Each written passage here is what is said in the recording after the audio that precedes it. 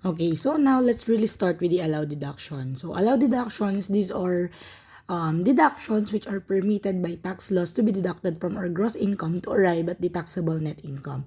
So this covers two things. So it covers both expenses and losses. But the question is, who are the taxpayers qualified to have allowed deduction? So meron tayong dalawa and both have representatives. Sabi natin we have two types of taxpayers.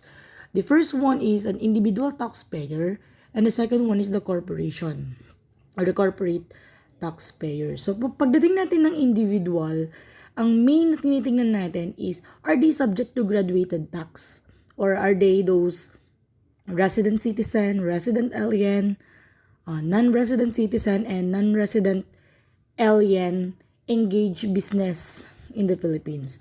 So if they are those persons, so sila ay qualified except if they earn pure compensation income, which in that case, kapag pure compensation income lang yung na-earn niya, hindi siya pwedeng magkaroon ng compensation expenses. So another na hindi pa pwedeng mag-claim ng allowed deduction is yung ating mga NRAN or yung mga non-resident alien not engaged business in the Philippines, tsaka yung ating mga SAFE. Remember that NRAN and SAFE are not subject to graduated rates but rather subject to a fixed rate of 25% for NRAN and 15% for SAFE. For corporations, both domestic corporations and resident foreign corporations are qualified to have allowed deductions.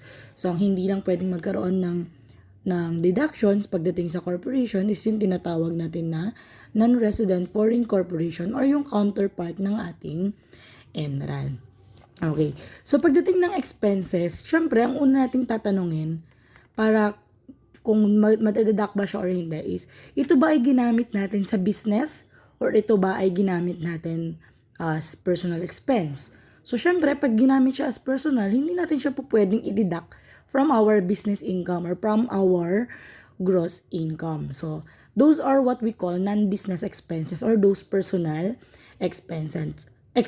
So the second one is the business expenses. So if it is business expense, generally, kung titingnan lang natin as business expense at hindi siya in-itemize, so this is included as part of the allowed deductions. But according to law, so according to the tax law, there are some business expenses that are not permitted by law to be deducted from the taxpayer's gross income, and that is what we call the non-deductible business expenses. So we have the business expenses is further classified into non-deductible business expense and deductible business expense.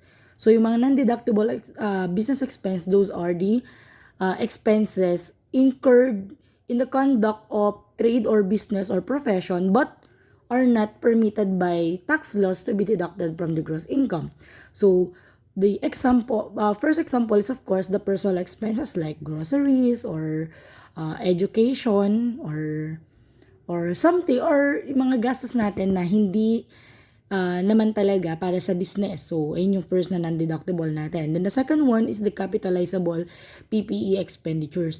Paano yung sinasabi natin na capitalizable PPE expenditure? So, these are the things na ginastos natin in the conduct of the business but hindi natin siya po pwedeng i-deduct kasi it is capitalizable. Ibig sabihin, ika-capitalize mo muna yung nagastos mo as an asset and then whatever's the depreciation, doon na lang babawi yung expense. So, kumbaga, it will not be expensed as incurred but rather the expense will be rationally allocated between the useful lives of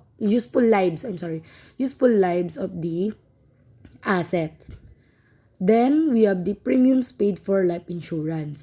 So, since itong premiums paid for life insurance, so pag ikaw ang beneficiary, whether directly or indirectly, so hindi yan magiging expense. Kasi ganun din naman, ibabalik din naman sa atin yan, which is sabi nga natin, if ever na ibalik man sa atin yung premiums na binayaran natin, it will be exempted from tax. Except na lang kung sobre binayad natin. Katulad ng example ko doon sa first video. So, if we paid 200,000, then 400,000 was returned. So, the 200,000 will not be an expense nung binayad natin, and it will not also be an income kapag binalik sa atin because that is only a return of capital or return of premiums paid. But yung sobra na 200,000 dun sa 400,000 na ma-receive natin ay magiging taxable unless otherwise ma-receive natin siya through SSS, GSIS, USVA, and some others na exempted by law. The third one is the losses from sale or exchange with related parties. So, ito yung mga related parties natin. So, we have the family. Pag sinabi natin family, the related parties under tax laws are the brothers and the sisters, the spouse o yung asawa, yung ancestors o yung mga lolo, lola, and nanay, tatay. Then we have the lineal descendants. Ibig sabihin yung mga anak natin. Anak or apo. So, pagka sinabing lineal descendants, sabihin within the line lang. So, anak, apo, hindi po pwedeng pamangkin. Okay? So, we also, related party din yung merong control, halimbawa, between individual and corporation. So, let's say, for example, nagkaroon ng loss or between loss on sale or loss from exchange between an individual who has control over the corporation. So, that is also not considered as deductible kasi parang treated lang naman sila as isang tao. So, no need na i-recognize yung expense if ever there will be losses on exchange and sale. Same with, halimbawa, between two corporations. So, kung controlled naman ng isang corporation na yun yung isa, so it's like they are parent and subsidiary corporation. So, hindi na natin dinideduct kung ano man yung kulang. Kasi nga, they are treated as one. So, para mong niloloko yung sarili mo. Then, the second one, we have, the other two, meron pa tayong between grantor and fiduciary. And the fiduciary and beneficiary. So, the same with this, parang kumbaga nga kasi, parang iisa lang din naman yan, kaya hindi na nagkakaroon ng losses. So, further, madidiscuss natin to in other tax lectures.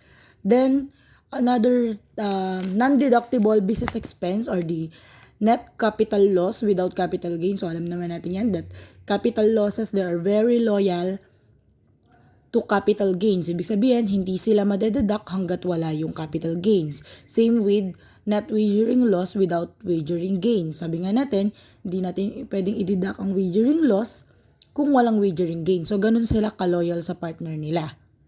Anong pagkakaiba lang nitong dalawa? Si NCL or si net capital loss, pag hindi siya agad na partneran ng capital gains, kaya niyang maghintay ng isang taon para mapartneran. Unlike net wagering loss, pag hindi siya na partneran ng wagering gain ngayon, so wala na talaga siyang magagawa kundi hindi na talaga siya ma-recognize at all. Then we have the expenses in paying bribes or kickbacks and other similar payments. So, ano ba yung tawag dyan na lagay, suhol sa Tagalog. So, pag ayun yung nagastos ng company natin, so, hindi yan po pwedeng i-deduct as expenses. Of course, because that is illegal. Then, interest expense. So, hindi natin po pwedeng i-recognize as deductible ang interest expense, yung amortization portion, if the taxpayer is using cash basis. So, let's say, for example, ang interest payable is 8,000. But its interest expense based on the effective interest rate is 10,000. So, the 2,000 difference is actually an amortization of discount or yung advance interest. So, yung amortization portion na 2,000 ay hindi natin i-recognize. Kasi nga, sabi nga natin, the taxpayer is using cash basis. So, kung magkano lang binayaran niya, so, in that case, 8,000 lang binayaran niya, 8,000 lang din pwedeng deductible. So, yung hindi niya binayaran, kasi nga amortization lang ng advance interest, ayun ay hindi niya rin pwedeng i-deduct. So, the interest expense between related parties katulad ng mga nandito ay hindi rin po pwedeng i-deduct as interest. Kasi nga, parang pinatubuan mo yung sarili mo. So, parang niloloko mo lang. Kaya, hindi na yan pwedeng i-deduct. Then, we also have interest expense. Kung nagkaroon ka lang ng interest expense dahil nangutang ka due to petroleum exploration. So, pag petroleum exploration yung reason kung bakit ka nagkaroon ng utang and yung interest na yun ay dahil dun sa utang na yun, so hindi siya deductible. expense. Then, the interest for capital expenditure. So, alam na natin yan nung naaral natin yung PPE, let's say, self-constructed asset. Diba, there are some interests that are qualified to be capitalized as part of the asset. So, katulad nga nun yung may past 23 sa borrowing cost natin, no? So, kung allowed yung interest expense na yun to be capitalized, so it will be part of the asset and it will not be expense. So, para siyang itong pangalawa, which is, ika-capitalize natin siya. Ngayon, magiging expense lang siya only kapag nag-depreciate na kasi kasama naman siya sa cost ng asset. So, kasama siya sa made-depreciate. Then, we have the capital expense of educational institution. So, later on sa corporation, we will discuss this. But, so far, kapareho lang yan ng capitalizable PP expenditure. So, hindi muna siya magiging expense for the reason na pag kinapitalize natin yung interest na yon as part of the asset, so, habang dina-depreciate yung asset, nare-recognize na rin natin unti-unti yung naging interest expense. Then, we have the bad debts between related taxpayers. So, parang ito rin yun. Ito rin, parang yung interest expense between related parties, hindi ko na ulit-ulitin. And then, losses without insurance or indemnity. So, these items are those which may be incurred during the conduct of the business or the profession, but they are not allowed by law to be deducted from the gross income to arrive at the taxable net income. Okay, so on our next videos, we will discuss what are the business expenses which are allowed by law to be deducted from the gross income. See you!